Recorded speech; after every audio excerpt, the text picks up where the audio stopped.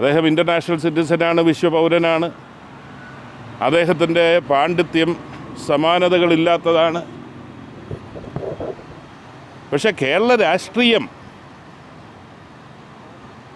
എന്തെന്ന് മനസ്സിലാക്കുന്നതിൽ അദ്ദേഹത്തിന് വീഴ്ച പറ്റിയിട്ടുണ്ടോ എന്നുള്ളത് മനസ്സിലാക്കണം.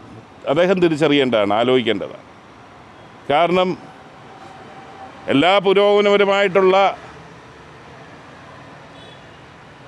നിലപാടുകളും മാറി എന്ന് മാത്രമല്ല, നരേന്ദ്രമോദി അനുവർത്തിക്കുന്ന അതേ ശൈലിയിലുള്ള നയങ്ങളുമായി പിണറായി വിജയൻ പോകുമ്പോൾ ഗവൺമെൻറ്റിനെതിരെ പ്രതിഷേധിച്ച ഓരോ വ്യക്തിക്കുമെതിരെ 200-300 കേസുകൾ നിലവിലുള്ള സാഹചര്യത്തിൽ ഗവൺമെൻറ്റിൻ്റെ തെറ്റായ ചെയ്തികളെ തുറന്നു കാട്ടാൻ വേണ്ടി മാത്രം നിലകൊള്ളുന്ന ഒരു വലിയ കുടുംബമായ കോൺഗ്രസിൻ്റെയും UDFിൻ്റെയും ആൾക്കാർ അതിൻ്റെ തിക്തഫലം അനുഭവിക്കുമ്പോൾ ഈ പ്രസ്താവന ആർക്കെതിരെയാണ് കേരളീയ സമൂഹം പോരാടുന്നത്, അവരെ സഹായിക്കാൻ വേണ്ടി ഉപകരിക്കുമെന്നുള്ളതാണ് ദൗർഭാഗ്യകരമായിട്ടുള്ള കാര്യം.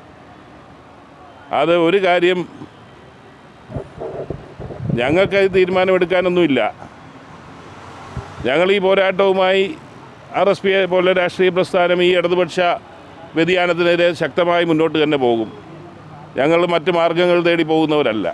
പക്ഷേ ഈ നിലയിൽ ഒരു സമൂഹം, കേരളീയ ജനത ആകെ ഒരു ഗവൺമെൻറ്റിനെതിരെ പ്രതികരിക്കാൻ നിൽക്കുമ്പോൾ ഈ നിലയിലുള്ള നിരുത്തരവാദപരമായ തമ്മിത്തല്ലിൻ്റെ സന്ദേശം പോകുന്നത് തടയിടാൻ ഇന്ത്യൻ നാഷണൽ കോൺഗ്രസിന് സാധിക്കണം.